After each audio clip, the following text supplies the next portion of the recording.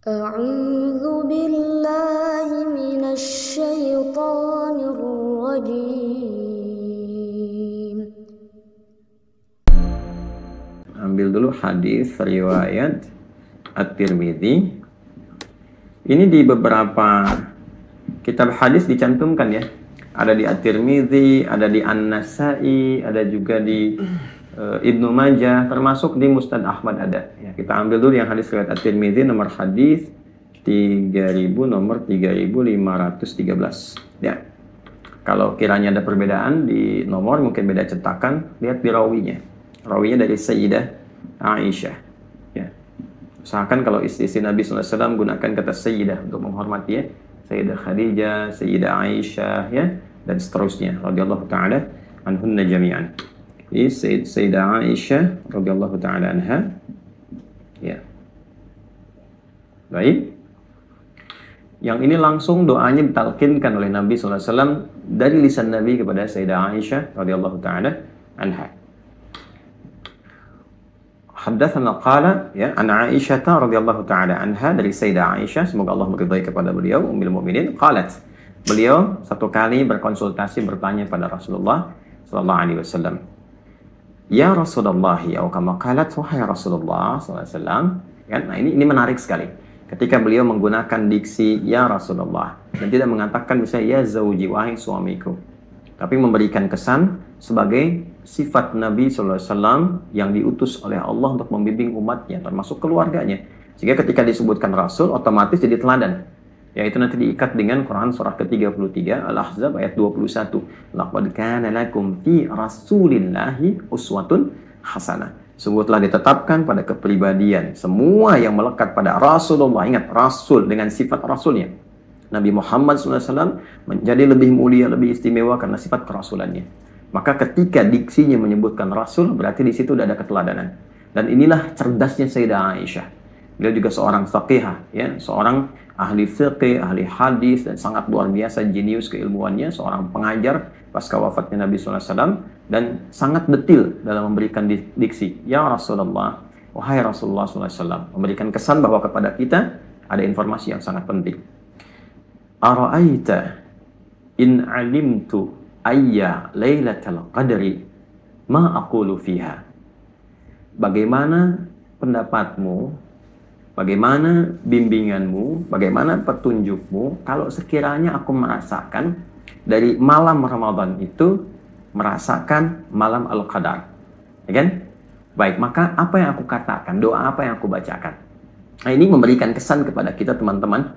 Petunjuk pertama tadi meneladani kebaikan-kebaikan dan petunjuk yang dituntunkan oleh Rasulullah, apalagi sumbernya dari A1, istri beliau Sayyidah Aisyah radhiyallahu taala anha.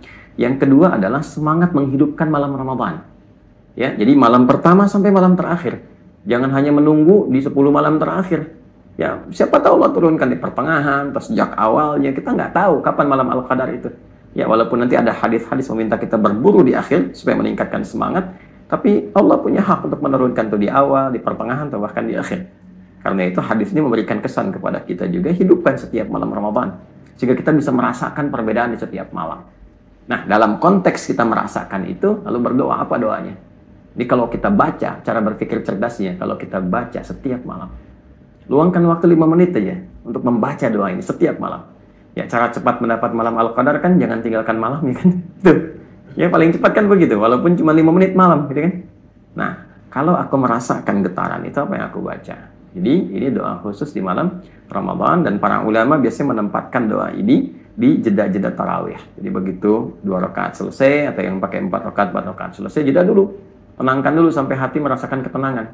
Makanya disebut dengan tarwihah, jamannya tarawih. Ada jeda yang menenangkan kepada jiwa. Ya, apa yang dibaca? Kata Nabi, quli, ya, maka katakanlah, berdoalah. Nah, ini doanya ya. Tuliskan, Allahumma innaka afuwun tuhibbul afwa, kan, fa'fu anni. Nah, ya. Di riwayat lain saya kasih kurung, ya, ada tambahan kalim. Silahkan, tidak ada masalah menggunakan yang manapun. Allahumma innaka afuwun. Yang pertama, yang kedua pakai karim, boleh. Tuhibbul afwa fa'fu anni. Nah, ini spesifik untuk malam-malam Ramadan, hadisnya sahih. Ya, baik. Allahumma, ya Allah, saya pernah sering kali bahas. Kalau Allahumma itu adalah kalimat ya Allah yang disatukan, menunjukkan pada ketundukan, ketawaduan, dan penuh harap. Jadi kalau menggunakan kata Allahumma, ada ketawaduan di dalamnya, ada penuh harapan, kan? Kemudian innaka, sungguh engkau, afuun, maha pemaaf, karimun, maha mulia, tuhibbul afwa, engkau mencintai segala bentuk pemaafan.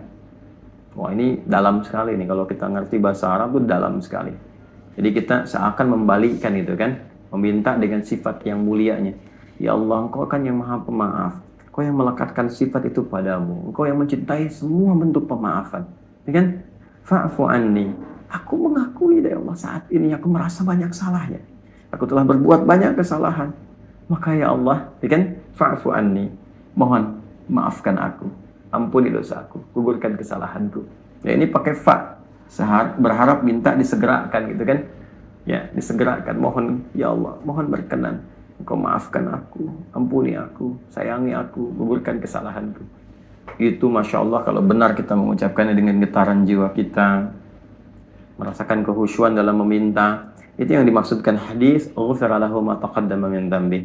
Ya, boleh jadi itulah wasilah yang mengantarkan kita pada ampunan Allah dari semua dosa-dosa yang pernah kerjakan, semua.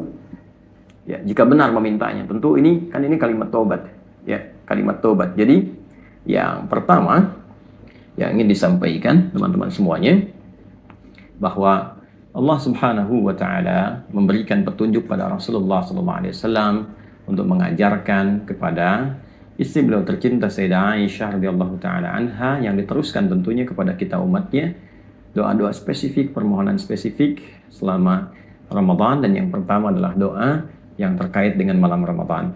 Nah, teknisnya saya persingkat, doa ini dibacakan di sela-sela sholat tarawih, ya kan? Jadi di antara jeda, misalnya kalau menggunakan formulasi baik itu 11 rakaat atau 23 rakaat atau bahkan lebih. Jadi kalau ada yang 2-2, maka setelah 2 itu jeda sebentar. Jangan langsung bangun lagi, tenang ya, tenang. Ya, kalaupun menunaikan berjamaah, tenang sejenak, berdoa dulu, baca dulu ini. Allahumma innaka afuwun karim, Allahumma innaka afuwun tuhibbul afwa fa'fu anni, kan? Nah, kalau sekiranya untuk banyak, ganti kepada anak saja. Allahumma innaka afuwun, Allahumma innaka afuwun karim tuhibbul afwa fa'fu anna, gitu ya. Kalau untuk jamak demikian. Nah, kadang-kadang di beberapa masjid diingatkan, ada salah satu yang mengingatkan kepada jamaah membacakan, karena nggak semua orang tahu itu cara berpikirnya ya. Jadi jangan langsung berpikir, ini salah, ini bid'ah, ini begini. Tidak, Anda berpikir yang lebih bijak ya. Berpikir yang lebih bijak. Kalau sudah pada tahu ya tinggal dipraktekkan. Kalau di masjidnya sudah pada tahu, ya silahkan masing-masing. Tapi beberapa masjid ada yang belum mengerti. Makanya ulama kita dulu nggak banyak teori, dibimbing langsung di lisannya untuk ditalkinkan, disampaikan ya. Jadi ada, silahkan kalau misalnya sudah pada mengerti, kita ajarkan sekarang, minta masing-masing. Ya, beberapa tempat ada masyarakat yang kalau nggak dibimbing dia nggak berdoa, dia nggak tahu. Seperti masyarakat di awam, jangan disamakan. Ingat ya, fikih itu nanti akan selalu berkesesuaian dengan karakter setiap muslimnya. Jadi jangan samakan orang-orang yang sudah mengerti dengan masyarakat awam, orang-orang yang menengah pendidikannya atau bahkan cukup baik, bisa memahami, mengerti, dengan orang-orang yang pekerjaannya sangat sederhana. Ya, dia bertani, dia berkebun, dia pulang itu dia nggak sempat belajar ini itu, dia pahami yang pokoknya saja, itu pun sudah ada babnya. Jadi lengkap di Islam tuh, babnya lengkap. Nah, jangan semua harus ditarik, harus sama seperti Anda, tidak. Ya, kita harus bijak melihat dan bijak juga menilai pada diri sendiri. Kan yang dihisabnya kita masing-masing, ya kan? Tapi nanti ada fikih ranah ulama yang di situ kemudian disesuaikan kepentingannya dengan masyarakat-masyarakat yang bisa mendapatkan bimbingan sesuai dengan karakter mereka. Ini gambarannya. Kemudian dibacakan dengan penuh kehusyuan, ketawaduan, permohonan yang dalam kepada Allah sehingga kita merasakan getaran. Sadaqallahul azim.